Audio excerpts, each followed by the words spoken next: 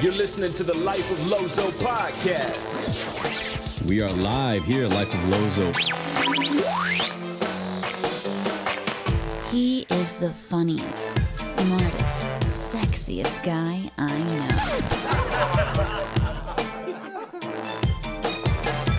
Lozo is now live. Yo, on this episode, I present part one of the Lozo pre-book launch Facebook Live broadcast featuring friends, family, and fans. We discuss my new book release and answer leadership questions from the audience. Thank you to our sponsors, State Studios, The Taylor Shop Inc., 03 Productions, Charles Photos, The Beaver Kid, Rhyme Designs Clothing, Ronz Guitars, The Music Experience, Custom Shirts and More, The Art of Kyle Willis, VisionClaritySupport.com, and of course, Jack's Nutrition. Let's go. Hey Lozo, I just wanted to hop in tonight and go live on this Be Live software that I've been messing around with for a little while here, and share with everybody some really cool, fun news in regards to the book launch that's happening tomorrow, and share some thoughts on that, and then welcome on some people and some guests that maybe want to hop on the show and talk about it, and all that type of fun stuff. So thank you guys for tuning in tonight. What's up, Rob? Hope all is well. And checking us out. So I've got a bunch of things to talk about. I got some thank yous for a lot of people that helped with this book, but it's just something that I was, both excited about, happy about, and nervous at exactly the same time, seeing as how, you put your stuff out there and you want people to enjoy it. You want to tell your story. You want to do it the right way. And you hope that it adds some value. So yeah, I just wanted to hop in and chat it up with some folks and answer some questions potentially, and really kind of, mess around with this software and have a good time. So I guess first and foremost, I am happy to welcome somebody on the show here. Surprise, surprise, partner in crime. What's up, buddy? How you doing? I'm good, man. I'm good. I was excited to get this broadcast going, but I'm literally, I still have wristbands on, dude. I feel like. Where were you? So I was at Rockville all weekend with some that's friends. right. I saw the ice cream post that somebody shared on your timeline. Yeah, literally, that was the only post that I was tagged in or on. Amongst all the things that were going on at Rockville, the thing that got the most love was I went and got some ice cream for people because it was so hot. I saw the post and I'm like, that's not keto. Yeah, I would tell you it was definitely an off keto week this week. So I bet it was. Hey Debbie, how you doing? Hey James, thanks for hopping on. Jazz, yeah, loving it, man. Thank you guys for jumping in real quick here. Fat Joe, what's up? The hype man, what's up, brother? Thanks for popping on. Yeah, so dude, thanks for jumping in the seat right away. I wanted to talk about the book, and obviously I know we've talked about it on the Hacking Your Leadership podcast, and definitely, not only have we talked about that, but for those people that don't know, Chris here was a gigantic help in this almost 3-year project. Everything from feedback, conversation, helping shape some of the message, but most importantly, the editor of the book and the one with all the right commas and all of the right writing. Like I can't even say it correctly. You probably would correct that for me as well. I'll be honest. It's a little depressing because I want to write a book too. And I thought, all right, it'd be a pretty low bar, but it's actually really good. So I'm going to have to step up my game a little bit. Oh, thanks, dude. What's up, Courtney? What's up, Doug? Thanks for hopping on. Yeah, man, I'll tell you, and more than anybody, just how important this is to like check something off a bucket list, to get it done and to share, just your thoughts and feelings and theory. We do it twice a week on our podcast, obviously, but in writing, getting a little bit more personal, and then really kind of saying like, here's what I believe is the thing that will help leaders find success. That alone it can almost feel weird. Like why would people listen to me? Why would people believe this is something that they should take in and implement? Yeah, I think it's human nature to want to downplay our own accomplishments. We think that because we don't recognize a singular moment of hard work. It's years of work and due diligence and practice and stuff like that. So you don't look upon it as like, okay, it's not like climbing a mountain, where it's like, all right, I set up to climb a mountain and I did it. The book wrote itself over the last 20 years, and it took you putting it onto paper to make it happen. But But so I think it's natural. It's a natural tendency to want to downplay it as not as big a deal as it is. But there are some great learnings in it. And I'll tell you something, there's a learning in this process that I got personally that has to do with more with the production of the book. And that's that you did something, I don't know when you started doing it, but you did something with the Life of Lozo podcast. And that's that you told yourself you were going to do a podcast by a date, and you put a date on a calendar, not even knowing what you were going to do. And you did the same thing with this book. You put it on a calendar as this is the day the book will launch by.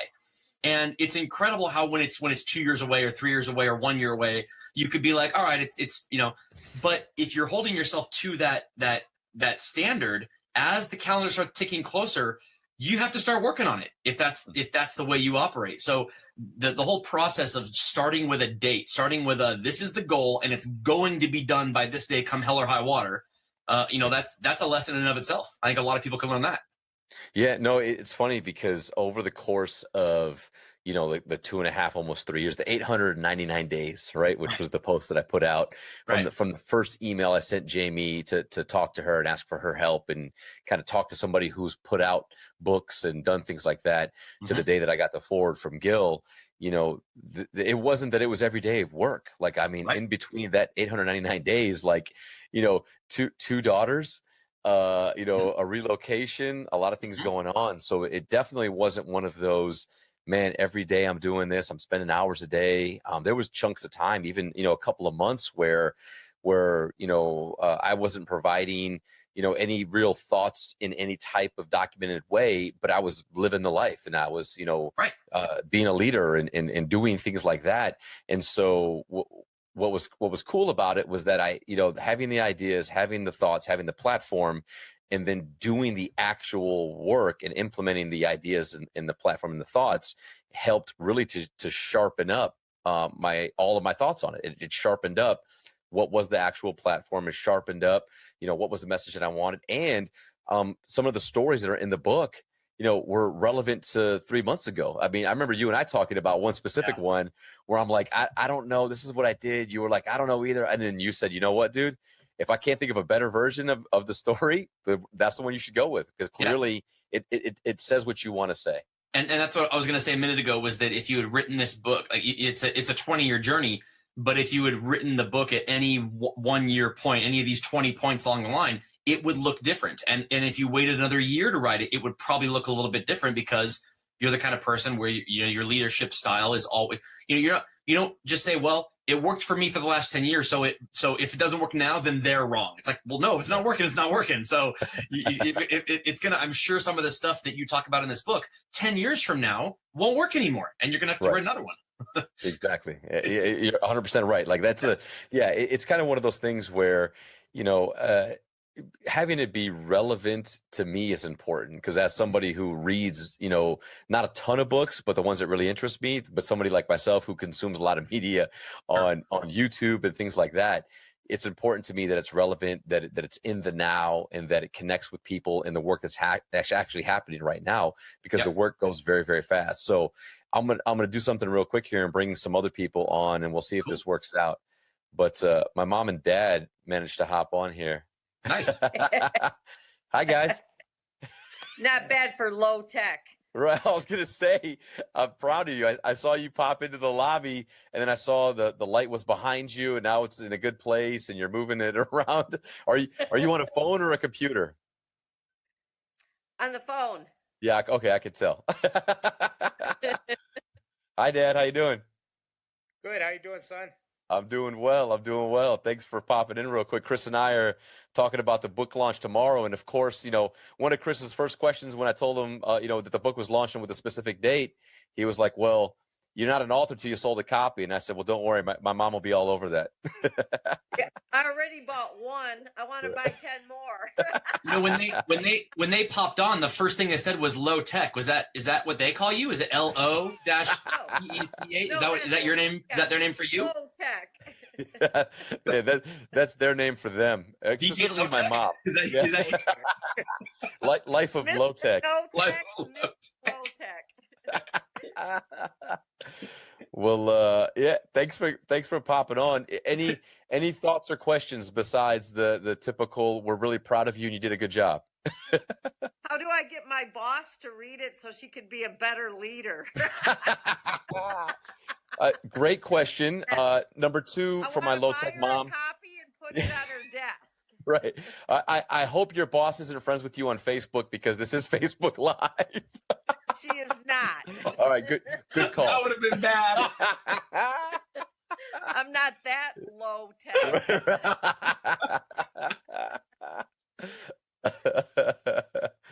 Well, awesome. Thanks for hopping on, you guys. I got more people in the lobby here, and I got to get through some of this content. So feel free to keep watching the show, and make sure you buy a book for everybody in the family. That would be really cool. It would help me with my Amazon rankings. We will do that. All right, love you guys. Talk to you later. Love you too. All right, bye. Bye. You know they have to say that, right? Oh, of course, I paid them. Yeah. Oh, that's fantastic. That's so funny. No, it's great. It's that's the beauty of this software, man. This is so cool. I know you and I have been on it. So shout out to Net Friending, shout out to April and Roy, and doing all the things they're doing, and really, number one, great show. TV 2.0. If you guys are not aware of this, you got to check out the Facebook page for Net Friending. There's some really, really cool stuff going on. And a lot of things that I've learned from them is around, documenting content, talking on this platform, and utilize this platform to its fullest potential. So shout out to them. Yeah, Jackie. Yeah, my parents are adorable. They're hysterical.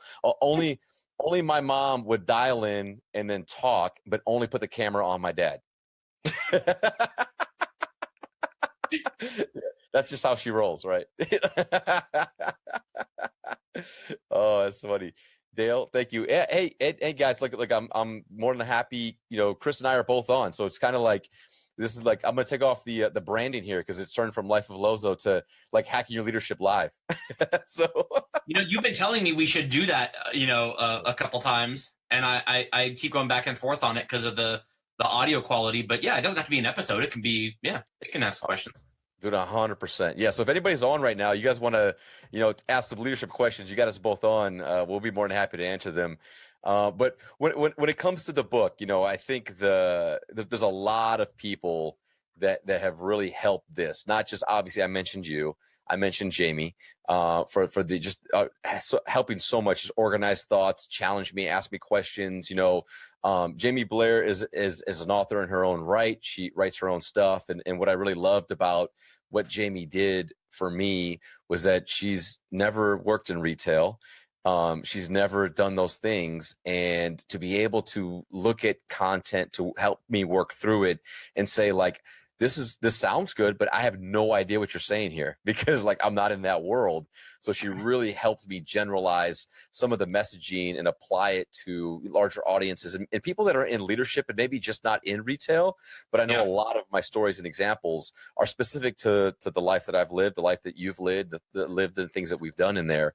But absolutely fantastic. Kyle Willis, Art of Kyle Willis, always coming through, inspiring, helping me kind of work through the cover art that I know you helped to really finalize and bring it all together. He also did some artwork within the book, was fantastic. My wife, Courtney, took the picture that's in the book of me. Daniel Matorka, the Tailor Shop Inc., for hooking me up with a cool suit, making me look good. These are all just, it's a group effort when you do these types of things. And I think going this route has taught me a lot about, not just the content and what I wanted to put out there, but also a little bit of the industry, because that's something that, you and I have talked a lot about and people have talked about is how do we get more content, more platform stuff out? Oh yeah, for sure. Yeah, man. Well, cool. Well, check it out. Somebody else just popped into a seat here. So let's go ahead and do this. And they're representing. What's up, Christian? Come on, Chris. Come on. Yeah. Come on, Chris. I thought we were supporting tonight. Man. You know something? He never sent me one. So that's facts. I owe Chris a shirt. I got to give him. I'll send you one, bro. I'll send you one. You know what though? I ran out of big sexy sizes, so I'm gonna have to reprint one for you. You would look great in a medium. Yeah, a medium. That's medium. that's medium. Flex those muscles. Well, dude, hey, so thanks for hopping on. We're talking about the book. You got Chris and I on, so we're doing a little bit of a pseudo hacking your leadership live right now. Sweet. So would love your thoughts, man. Why'd you hop on? What do you got to share? Man, first, thanks for having me on here. As I get used to the setup here. This is my first time, Chris, Is it? on Be Live TV. This is your first time ever signing into Be Live TV at all? First time. Wow. First time. Does it sound okay? Yeah, sounds great. I mean, my first time was 2 weeks ago, so. Nice. Well, right on. Look at this. Yeah, man. So, I make you guys bigger or no? No, you can't. Basically, I control everything here on Be Live. So yeah, we'll be the size. I can change it for everybody who's watching at home right now, and I'm shifting this around like a little bit of a carousel. Yeah. But yeah, dude, Dale, I got you. I need a big, sexy size. Yep, I'll get you one too if you want one. The Life of Lozo shirts. Hey, so Christian, so you've been a part of this journey too, and we've talked a lot about leadership for a lot of years now. And obviously, you do a lot of consulting in the small, medium, and big business worlds. And you haven't had a chance to read the book either, but I know we've talked a lot about it. Talked a lot about the platform. Yeah. You know, what are your thoughts on it? You know, what are you thinking about right now? I love it. I think now more than ever, it's important to have good leadership in retail. As everything's shifting, as sales, the way people sell, and the options that people have, the new generation coming up that's buying. I think retail in stores in general can't afford to have poor leadership. Mm-hmm. So I think 15, 20 years ago, you could get away with a mediocre leader because people still had to go to the store to buy. But nowadays, you know, people. I talked to one of my clients actually last week, and I told them, you know, one of my questions. Somebody's trying to recruit me to get a position so I can fix their stores, and I asked them if I go to your manager and ask them what do they sell. You know, in a specific case, they told me, well, we sell this product. And I say, no, you don't sell that product. The internet sells that product. You sell an experience. You sell a story, and you leave with a product.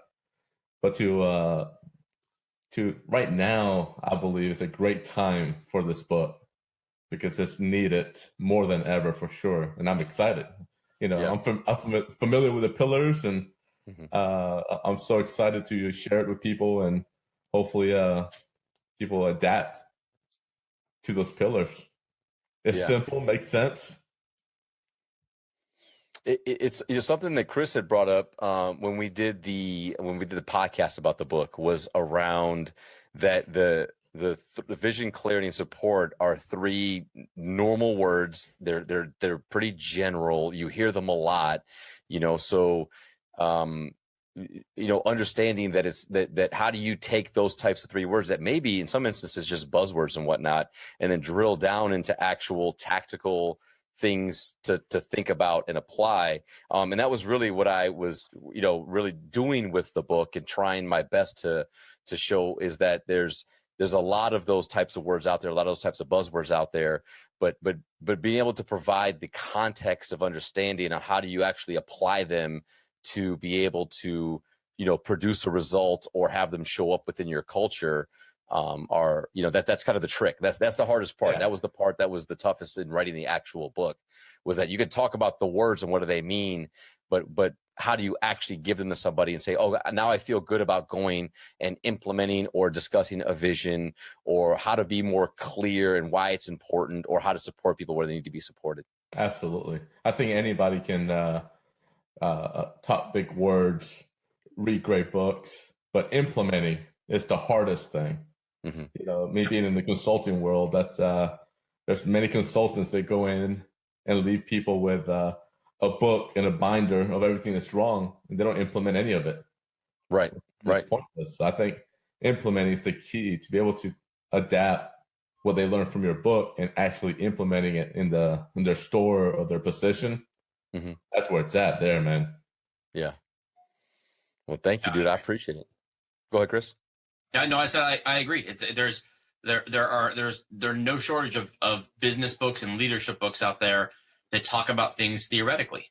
And if you want to be a great leader and you see these books by some names that are really respected in the business, the cynics and the Maxwells, and you see this stuff, and it's not hard to read it and go, that makes perfect sense. And then you put it down and you go back to work, and then you just do what you always did, because it's only talked about in theory. It's not talked about in step 1, do this, step 2, do this. This is the feedback you're looking for. These are the actual things you're going to say to your people. This is what you need to be looking for.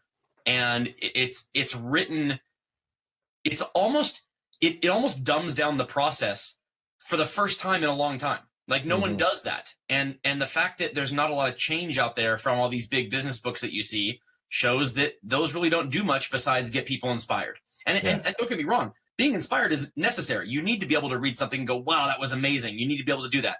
But it doesn't mean anything if it doesn't actually change the way you lead. Right. I think one of the big things too is your boots are still on the ground. I think many people write books after they accomplish and they're no longer around, where you actually wrote the book while still in the game, leading people, leading big organizations, which makes a big difference. So you're actually applying currently what you wrote about. It is not, this is what I did 20 years ago. Now that I'm retired, and the basics will still work, but it's different. It makes a big difference. It's a lot different. Yeah. So here's something. So Dale popped in here. Let me throw his question up real quick. So Dale says, can this leadership work in manufacturing also? Yes. So absolutely, right. So Dale, in essence, the book itself is vision, clarity, support, and it's the kind of the 3 pillars for success is kind of what I'm talking about. And the idea is that if you have any type of a gap, of an opportunity when it regards to culture, to results, to production, whatever that is, most of the time, outside of actual machine failure, if you're in production or if you're in manufacturing, you're like, I can't, sometimes I would say sometimes machine failure is caused by one of these 3 things, but sometimes the machine goes bad. But if it's around leadership and people leading, that it's usually, I found it to be that not just usually, but every time when there's some type of an opportunity or gap, it's a result of one of these 3 things. Either the vision. People don't understand why they're doing what they're doing, or why that thing is important, or why their organization exists, or why this is something they should focus on, pay attention to, get better at, become more efficient at. Or number 2, people it's not very clear on what's expected of them. And it's not clear what they should expect from leaders. Many times when it comes to clarity and expectations, it's very much a top-down type thing. Well, I told them to do that. It was in this paperwork. It was in this 30-page document. They went through a training. They should know better. But clarity is really more around specifically to the thing that they are doing. Do they clearly understand what you expect from them and what they should expect from you? Because that second piece is critical when people run into issues or problems or hurdles. If they don't know that as a leader, you're the one responsible for moving that hurdle or eliminating it completely, then that's going to slow up work, and that's going to be an issue for them.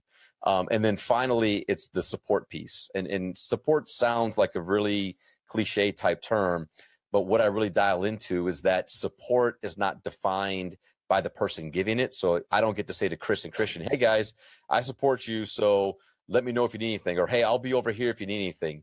Support is actually defined by both Christian and Chris, because they're the ones who will say, this is how I need you to support me. Like, I'm this type of a learner, or I'm this type of, I like to be motivated this way, or I like to be involved this way. Getting to know your people in a really, really good way, and understanding how they like to be spoken to, how they like to be approached, how they like to be empowered, is critical in finding out how they like to be supported. Some people say, just tell me what you want and leave me alone, and I'll get it done 100% of the time. Other people will say, well, show me first. Let me see what you want me to do, and then I'll be able to do it. Other people will say, well, show me one time and then, check back with me in a couple of weeks. So really supporting people is truly defined by the person who needs it. And that's kind of what the breakdown is. So from a micro to macro level, it can apply to anything industry wise, because it truly is about leadership. And it's how you're engaging your people. I'll add something to that too, in reference to Dale's question.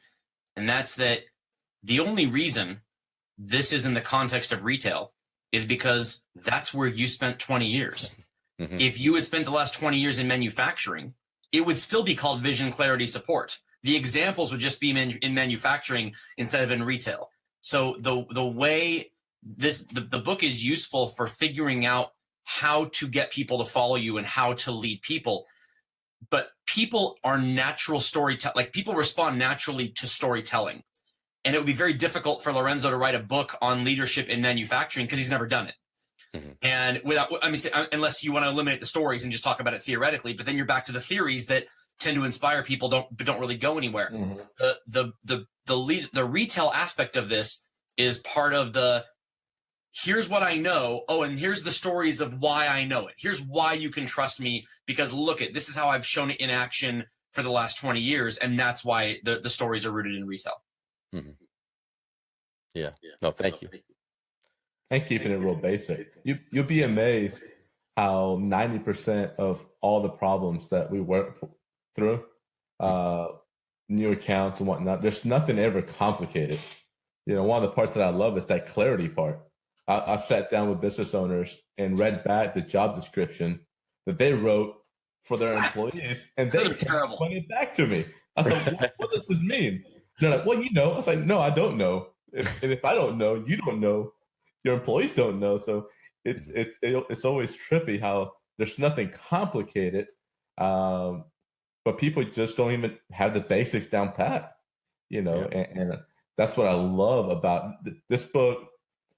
It should be for everybody. It doesn't matter the business or the product. You're in a people business.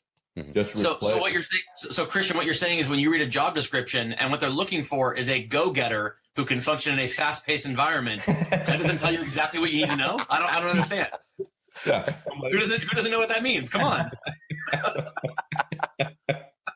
Must be able to lift 25 pounds. Yeah. That's the only one they understand. There you go. But the funny part is that I wonder how many people question, what weighs 25 pounds that I lift on a regular basis? Right.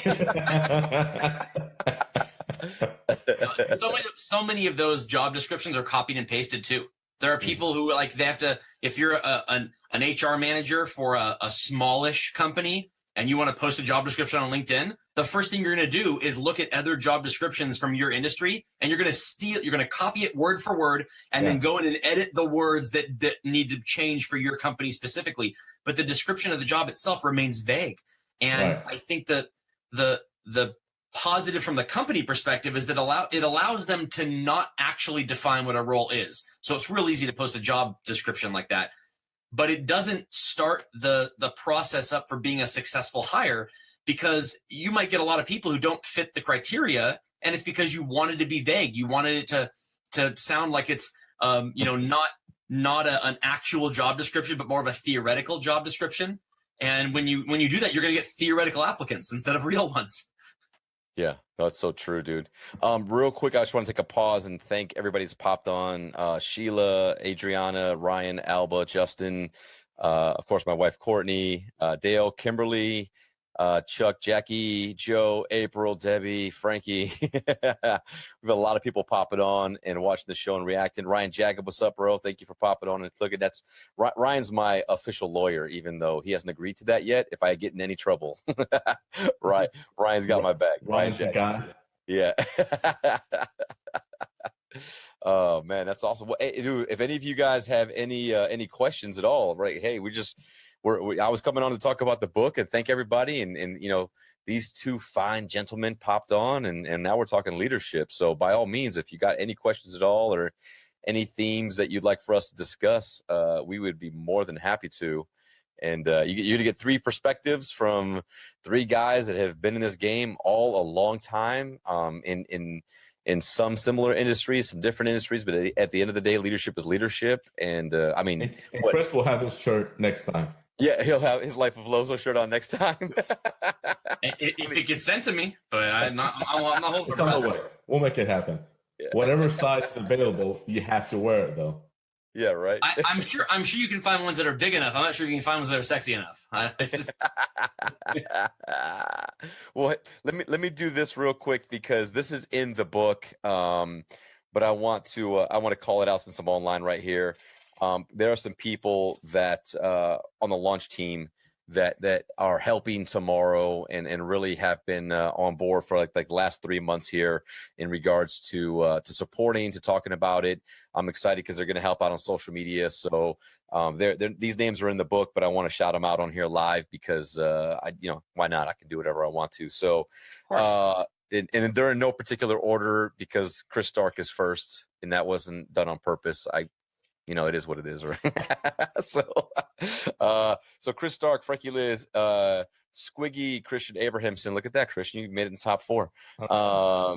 Sean Tibbetts, Jay Harvey, Rob Chamberlain, Chris Templo, Anthony James, Angelica Rosado Rivera, Sean Amar, Sarah Hernandez, Randy Nathan, Vincent Gates, Ryan Jagged, Esquire, Leonard Harris, Lance Mitchell, Anna Pankunis, Elo Clay, Lance Robinson, Tracy Myers, Damian, Alan Crack, John McNeil, Audrey Seiler, Keisha Littleton, Tanya Stanton, Chris Cuffey, Charles Rollins, David Gould, Michael Pittman, Maxie Jacobs, Jackie Plonka, Michelle Ross, Cindy Wilson, Betsy Brocker, Maurice Overton, Chris Gafka, Andrew Morocco, Abigail Hanna, Thomas Thurston, E-Man, Sean Hayes, Jay Mirage, Chantel Ma, Dira Bolden, Kenneth Gilmore, Anna Simmons, Nicole Bartolomeo, sorry, Nicole, Charles Williams, Matt Ritter, Ish Wilder, Nikki Johnson, Armel Ali, Craig Hurst, Gardell Branch, Stephen Carmichael, Benjamin Rob Woodrich, Mike Faulkner, and Craig Clausen.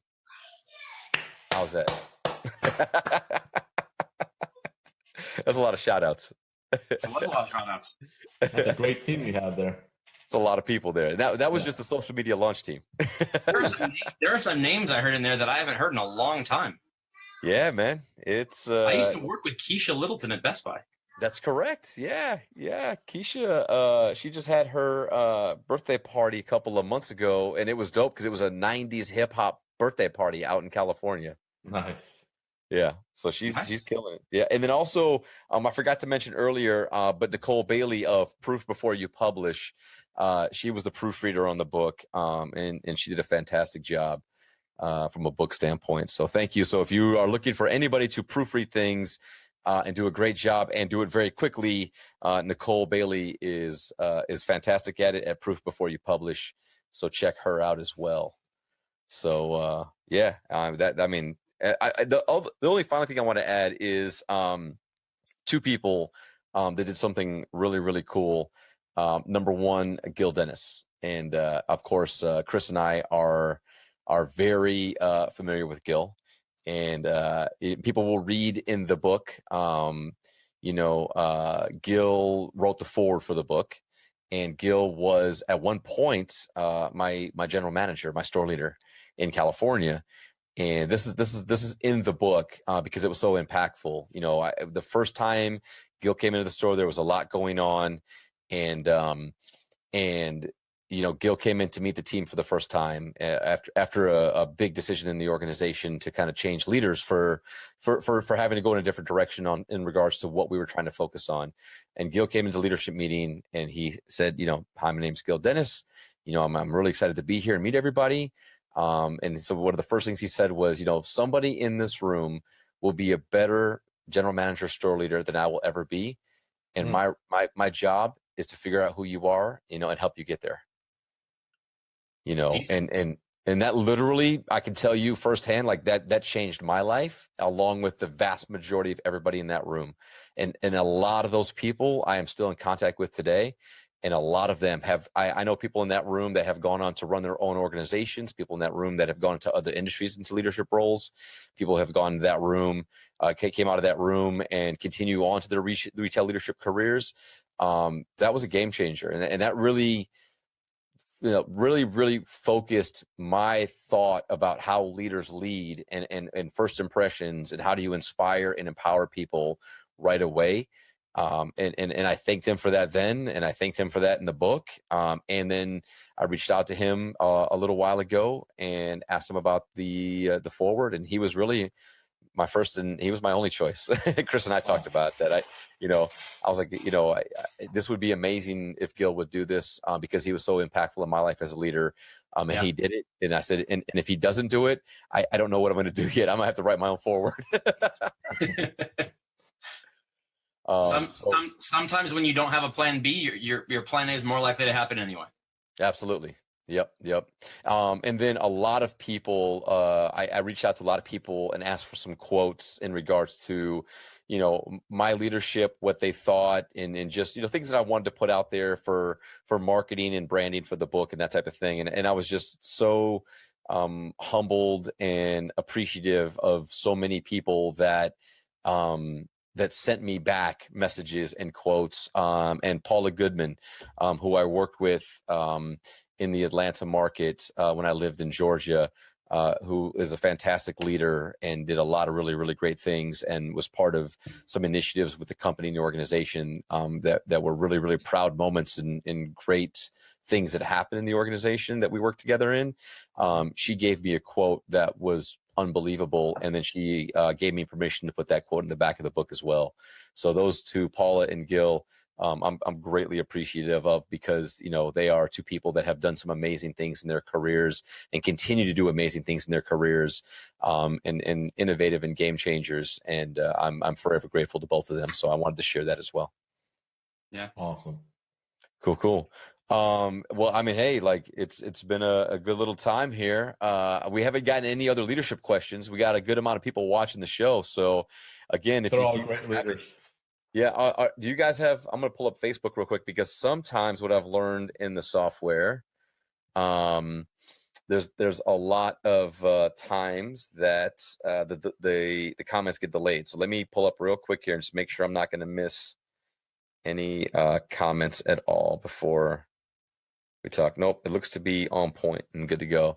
Well, my cousin, what's up, Tyler? Thanks for hopping on, brother. I have a lot of new supervisors that need guidance. Great job, cuz. We'll be looking into this. Thank you, dude. Yeah, bro. Check it out, man. My hope and everything is that we can that I can get this book out into as many hands as possible for people to kind of read through it and then take from themselves the things that apply. But I as I mentioned earlier, the stories are very specific to retail, but the messaging is very general to just leadership overall. So Dale, 11 seconds. Oh, 11-second delay. Yes. Thank you, Dale. That's what he's talking about. I was like, what does 11 seconds means? That's correct. Yes. There's an 11-second delay between Facebook and Be Live. I was like, is that a question? 11 seconds and go. But he was trying to tell you that he was going to have a question for you in 11 seconds. See, he's getting it ready. Yeah, be ready for it. All right, we'll be ready for it. So here's what I want to ask, since I have you both on right now. And we'll start with Christian.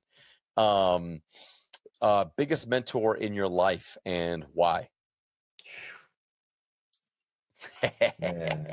Welcome to Hacking Your Leadership Live. Welcome to Hacking Leadership Live. Biggest mentor. Mm-hmm. I have a lot. I don't know if I have one. Well, you'd only have one. I would say God. I'm a believer. I think the Bible to me is as simple as it gets. Doesn't require science. Most people make it difficult and complicated, but for me, it's very simple, and that's my guidance and my light. So if I had to choose one, not to be like, that political guy, but if you know me, you'll know. And then from there, I have a list. I can't say just one. Okay. Well, you said just one, so I'll take it. Like, your answer is your answer.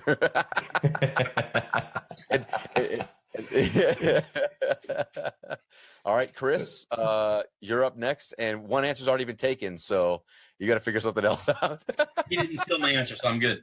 All right, go. No, I think I don't know if you could narrow yours down to one, but Gil is mine as well. I'm not sure if he's your number one. He's definitely my number one. I mean, we each have some time reporting directly to him and a lot of time working directly and indirectly with him. And I continue to learn from that guy every day. Nice. Very nice.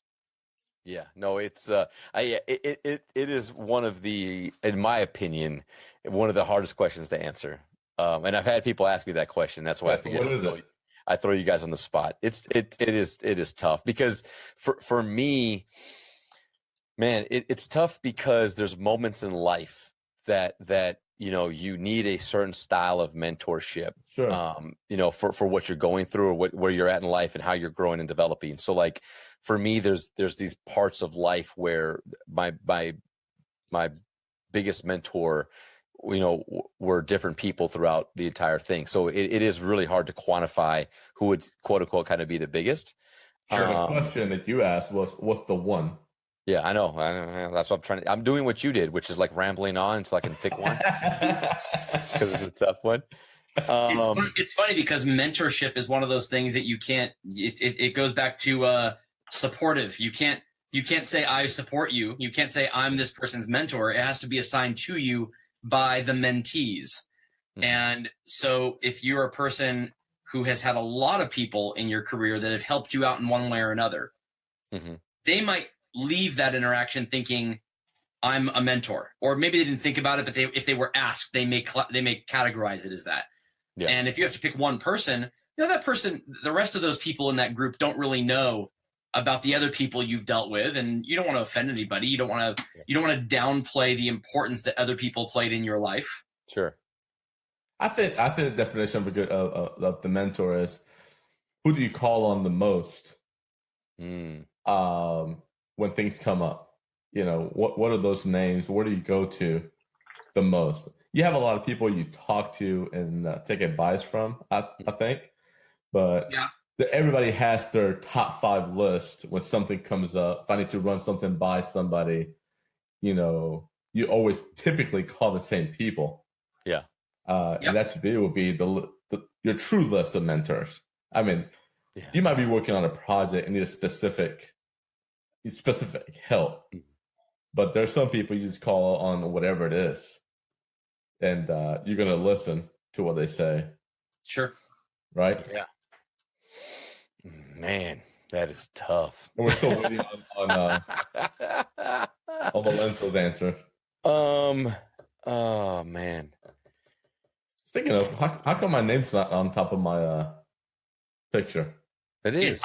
I don't see you see mine and Lorenzo's. Yeah. I see the two of you, and Lorenzo sees the two of us. Oh, okay. Yeah. So, come on, man. I got your credit, bro. You're up there. It's kind of scary, though. I don't know what you would put. No, it's automatically fills from whatever your name is on Facebook. That's how it works. Right on. I can tell you. Oh, bam. Oh, man. Okay, so we got a whole bunch of questions that just popped up.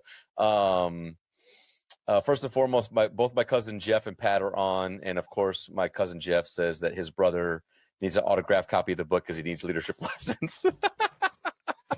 I love it. Yes, of course, guys. Come on, family. Let's see here. Yep, my mom says life is a journey, and you encounter many mentors throughout your life. Completely agree. Let's see here. For the group. All right. Any stories on teaching employees to learn from failure? So many people are afraid to take risks because they feel like they will fail and disappoint their leader, when we should be embracing a learning culture. I love that question. All right. Well, since you love it, you go first. I'm going to take some notes over here on my biggest mentor, but you can go first. Are you? Yeah. Yeah. So I love that Jackie added that second point in there, because they feel like they will fail and disappoint their leader, because that's what they're afraid of. They're not afraid of failing. They're afraid of either getting in trouble or having some form of negative blowback, either in the short term or the long term in their career from that. So the only way someone's going to learn from failure is if they continually try things and be okay with failing. And the only way that can happen is if the leadership and the culture of the environment is one that says, yes, please try this. I know that you're going to fail 9 out of 10 times, but it will be worth it when that one win comes along. So trying to convince individual people to be okay with failing, it's not that they need to be okay with failing. It's that they need to be okay with trying and knowing that most of those will end up as failures. So yes, I love that that she verbalized it as that they're afraid of disappointing their leader, because that's what it is. And if they're afraid of disappointing their leader, what that means is that some interaction in their past, or many interactions between them and their leader, have led them to believe that failing is not acceptable to that leader. If the leader is fostering an environment where failure is not only acceptable but expected in the efforts to be where you've never been before, then the only failure that they should be worried about is the failure to try.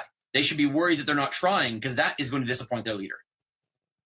Yeah, no, I think it's a great point. And what I would tell you is stories on teaching employees to learn from failure. So here's what this is what I would say that a leader needs to do, is share your failures, right? If you want your people to be comfortable with taking risks, if you want your people to know that it's okay to try things and to do your best to figure something out, and maybe you make a mistake, maybe there's a failure, maybe it doesn't go as planned, in my opinion, the only way to create that kind of culture within a team or an organization is for your leader to share their failures and talk to people about that and make themselves human and have them go like, okay, wow, like that. So that leader has shared that with me. So like, okay, so they're not perfect. They don't expect perfection.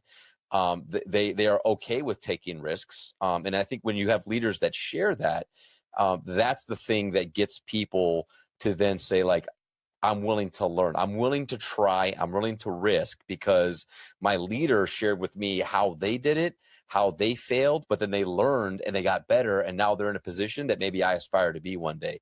So for me, it really boils down to the leader setting that tone. And sometimes if you don't have that within your team, your responsibility, in my opinion, if you want to fight for that culture, is to go have that conversation with the leader and let the leader know that that's exactly what you would like ask them to go do, that this may help the team. And I think that in the right environments, that leader will do that work, and you can have that actual type of culture there, and people will take those risks. And shout out to Jay Harvey. And now we'll go over to Christian for his answer. I think it's a great question, Jackie. And I think it probably falls under your second pillar of clarity. I think that's one of those things that I share with people, that I expect them to mess up and fail. That's something that I look forward to, but I make it very clear up front that that's something that I look forward to them trying something new, and then us going back and recapping why it happened and grow from it. I think you grow so much more from failing than your success, and like you said, sharing stories. I think that's probably when a lot of my team gets the most laughs, is when I start sharing some of my stories and risks that I took that failed, that backfired, that at the time in my mind it made sense until I failed horribly, and then it didn't make sense at all once you recap it. But that's how you grow, and that's how you get to that next level. But people aren't used to being encouraged to fail. People aren't used to trying new things because many reasons. So they play it safe. Mm-hmm. But most leaders in most organizations, they play it safe too. Mm-hmm. So it's important that the leader themselves are out there are taking risks. And when they screw up and things don't go as planned, they share it with their team. Mm-hmm. Say, we tried this, that it was on me, and I failed. We're all human. I think letting your team know that you too make mistakes, it's okay, and you too fail, it's okay, and we can all learn from it. Yeah, no, that's true. I think that's probably the biggest thing to me. She says so many people are afraid to take a risk because they feel like they will fail and disappoint their leader, when we should be embracing a learning culture. Yeah, that fear of disappointment is real. And what I appreciate about Jackie, and like, look, I'm a Jackie fan. I'll be the first one to put it out there. Jackie is fantastic. Jackie blogs a lot and writes some articles about like, you know, teamwork and leadership and some of her opinions. And she gets it. And like, that's why to me, you know, many people would have positioned this question in regards to like getting in trouble or getting fired or something like that. And what she's talking about is disappointing their leader, which what I hear there is that there's a good relationship, that there's trust built, that it's like when your parents say like, I'm not mad at you, I'm disappointed, right? Like that's like the dagger, right? Like you don't want to disappoint people. You'd rather them just be mad at you and then get over it. But to disappoint somebody is a whole different ball game. And so in that type of a thing, if you've got that type of a culture and people feel like they may disappoint a leader, then I think you're already ahead of the curve. I think that you're already in a place where those types of honest, transparent conversations can happen with a leader where you can say like, hey, this is, this is how I feel, or in working with the team, I feel, or I think that we would take more risks and we would be able to move this business faster along and accelerate it. But people are fearful of disappointing you. And here's my thoughts and advice on that. I think it's because they're scared to fail. And maybe we need to talk about failure. Maybe we need to talk about examples. We need to talk about what has been learned and how do we build this type of a culture that we want to build within this team. Cool, here's another thing. Yeah. On that. If you're working for a leader that plays it safe all the time, it's okay to go for certain things, because I myself have stories where I had a leader that was very safe in the way they did everything, and I saw opportunity, and I went for it, and those were the things that got the attention of the owners, and before you know it, I was his boss. And so, if a leader is constantly holding you down, you have two choices. Either you're working for the wrong leader, or you kind of go for it and see what happens. But that also needs to be important for that employee. Go the respectful way, but don't let a leader that's not willing to take risks and chances hold you back from your growth in life and business. Yeah. So Tyler asked a question, how do you separate yourself as a leader? And I don't know what the context is. So Tyler, there's a lot of people watching. If you're still watching, if you want to give us a little bit more context, but what I'm going to maybe assume that to mean, or let's talk about this, is do you show up differently at work when you're responsible for being the leader? So all of us have been in leadership levels where we're in charge of teams in organizations and things like that. We've had that type of responsibility. So when you show up at work, do you show up differently as a leader there than you do when you're not there? And we'll go with Christian first this time. No, I don't think I show up any different. I think what separates a leader from a non-leader, the first thing is always how involved they get and willing to help, and then you earn that respect and also acquire the leadership role, right? So to me, if you have to show up differently, quote unquote, then you're not really a leader. Leadership to me is that guy that's always willing to support, help, even before the title, things like that. But if somebody has two faces and they show up differently depending on who's around or what their title says, then that's not a leader to me. Yeah. Cool. Chris? Yeah, I'll answer that two different ways. One, I'll touch on what Christian was just saying, in that, yeah, I agree with that part completely. The leadership of 2 generations ago have this separation between work and life. And it was almost expected that you were a different person at work than when you were in your personal life. Leadership today, in order to get people to trust you enough to follow you, they have to know that they're trusting and following the real you, whatever that is.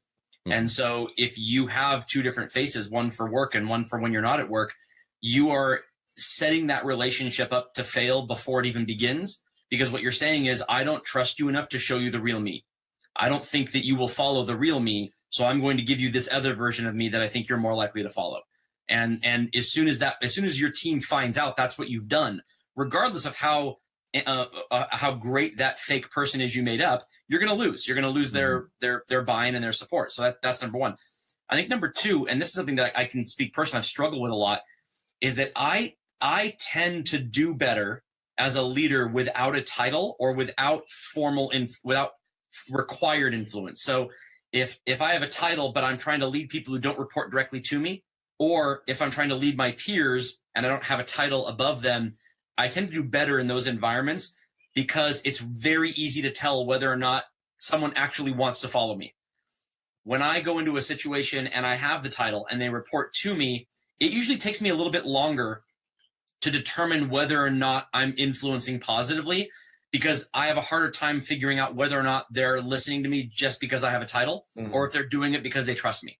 And I'm not saying I don't get there. I get there eventually, but I love leading without a title. I love doing that because you get validation for the positive and the negative in real time. You can tell when you lose people, and you can tell when you gain people right there in the moment.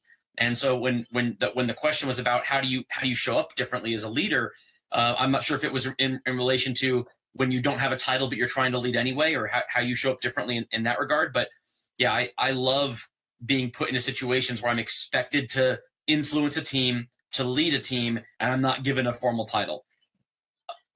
The other way is great too, but it's just a little bit harder. I agree. My favorite title is the guy. The guy, yeah. When I work with people, it's like, who are you? I'm just the guy. Yeah. Right. You know, if I'm doing a great job, then they see me as the leader. If they hate me and I suck, then that guy sucks. I'm just the guy. All right, we have a comment, then we have a question. The first comment is by Dale, and Dale says, "Not about leadership, but is that a guitar hanging in the back, Chris?" Yes, it is. Guitar back there. It is. Yes. Yes, it is. And I've got one right here too. I got an electric one. He's got an acoustic. Yeah, I love that. Guitars. That is my Rosewood Martin acoustic that my wife bought me when we've been dating for 5 years. We were engaged and dating for 5 years.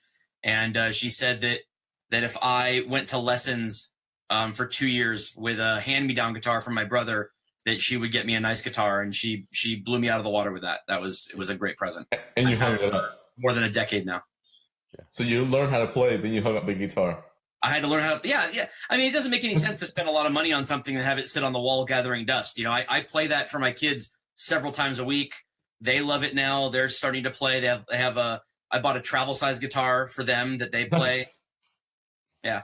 Well, I think Lozo, he was jamming out on stage at Welcome to Rockville with his, right? Nice. I definitely wasn't jamming out on stage, but I was on stage. That was fun. Yeah. All right, here we go. Another question. Stephen Sheldon. So he says that a leader that plays it safe runs a stagnant business in most cases. Those that take the reins and explore new opportunities are the ones who will eventually break through. I strive on making waves in my market and stirring up the competition. Let's talk a little bit about making waves and stirring up the competition. What are you guys thoughts on making some waves?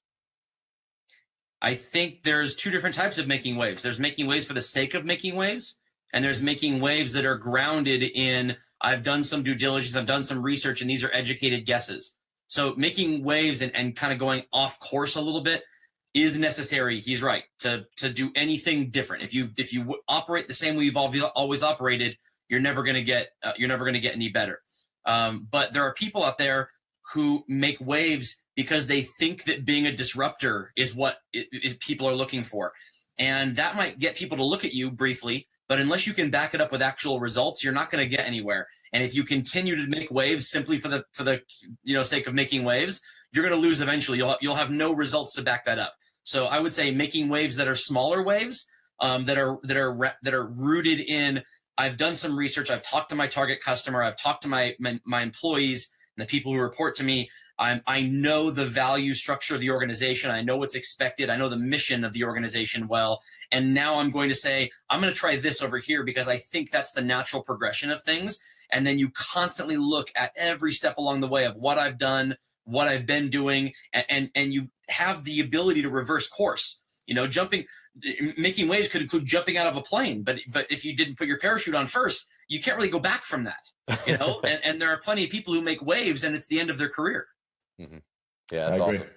Yeah, I think making waves is a great thing to do, drum up business and shake things up. But to your point, Chris, I've worked with accounts where they make waves and they weren't prepared for what was coming, so that those same waves destroyed their store. So you need to be prepared and think through what you're about to do and what you're expecting to happen, because there's no reason to make waves if you're not 1000% ready for that wave to come. So don't be that guy looking for a big wave and you don't even have a surfboard. Right. Because it's going to suck. Yeah. I'll tell you this too. I think there's a little bit of a philosophy that I hear from time to time where people say, like, sometimes you got to shake it all up. Sometimes you got to just make changes and not, and I don't think so. Right. No, I don't think so. You don't. If you got to shake it up, that means things have settled. And that means that you as a leader have not mixed it up enough with your people in regards to, like, keeping them challenged, keeping them engaged, keeping them moving, keeping them growing. You haven't done a good enough job of doing that. And it's probably because you're settled and you're complacent, and now your team is reflective of you, and they're just doing whatever it is they have to do to get by. And then you end up with teams that you say, oh, we just need to shake it up a little bit. And what you're hoping for is that the shakeup will result in some type of a change, or some type of an improvement in whatever it is that you're trying to do, because people with new responsibility or a new title or a new this or new that or new teams, like they come in, they get a little on fire, they want to prove themselves, they want to show up in their best foot forward, but like that's not a long-term strategy at all. Like true, built foundation, empowerment of your people, engaging with them and helping them understand that there is a value in tenure, the rule of 10,000 hours, like explaining that to them, showing them examples of that, having them document their personal and professional journeys and their growth through whatever your organization uses. And if your organization doesn't have anything to document their growth and development, then give them a notebook, right? And do it with them and get them through that. Those things are what keep your team from settling and being complacent and then creating, this thing where you feel like you have to shake things up. So let me see here. We got a couple more. Dale says, I once became the safety guy and I made waves that they didn't like it. It ruined me. Right. There you go. That can happen. Like it and again, but it comes down to what waves are you making? And then secondly, if there are waves that you're making, it is for the right reasons, it's for the right culture. It's in an organization that is asking you to go in there and spark something. Then the second part of that is you have to have the proper support. You have to have a leader or somebody who says, I'm going to trust you to go do this work. And if you go and make some of these waves, and so because sometimes the waves are accountability. Sometimes the waves are somebody has to go in there and let people know they have to show up to work on time, right? That could be a wave, but that's the right wave because you need to show up to work on time anyway. But if you don't have a leader above you who is willing to enforce that policy or that conversation, or when somebody says, oh my God, Lorenzo just got here, or now he's talking about attendance and this is BS and why is this? If that leader doesn't support you or have your back, then that wave will destroy you because you don't have the proper support. And then people will feel like, well, why listen to him? I'll just go around to the boss and complain, his boss, and then nothing will change or nothing will happen. Yeah. Cool. Lance Mitchell says, exactly. I never believed in the shake-up. Communicate, discussion, and action. Empower you people to fix challenges. So very nice there. Let me see here. What else? Cool. Well, so let's talk a little bit about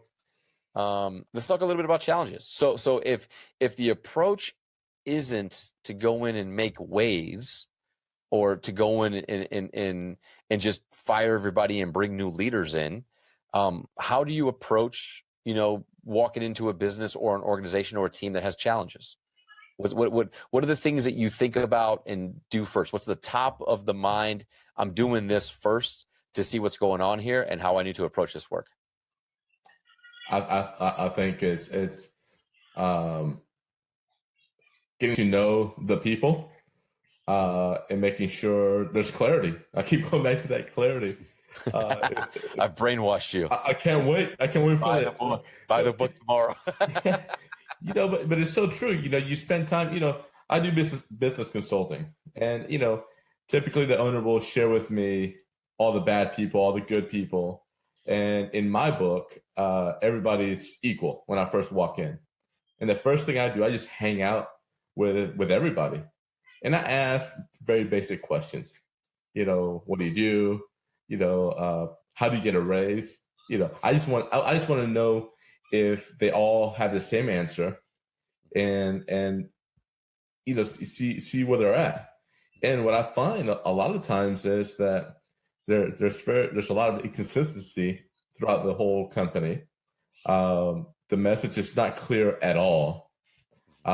So you have to start there. You have to start just getting to know and communicating with those folks. And what amazes me is how much information people share with me, and they just met me.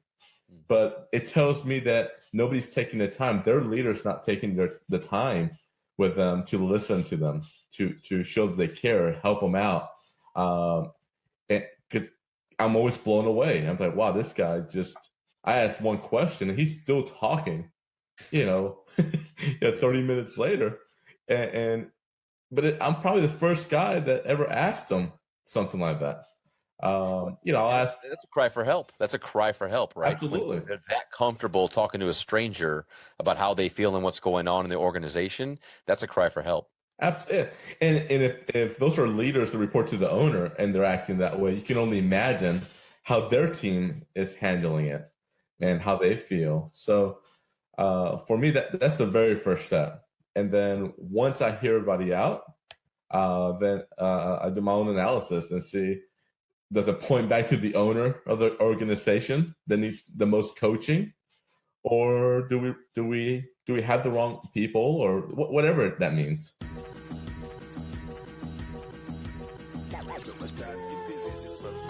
The Life of Lozo podcast is brought to you by Stay Tuned Studios, STS Podcast, Taylor Shop Inc., 03 Productions, The Beat Brigade, Ryan Designs Clothing, Ronz War Guitars, The Music Experience, Custom Shirts and more, Local Goods Market, The Art of Kyle Willis, The Josh the Man MMA Foundation, and of course Jack's Nutrition.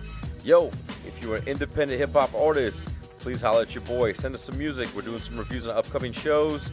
And of course, if you like the episode, please share it and tell all your friends about it and rate it on iTunes. Thank you so much, y'all. Peace.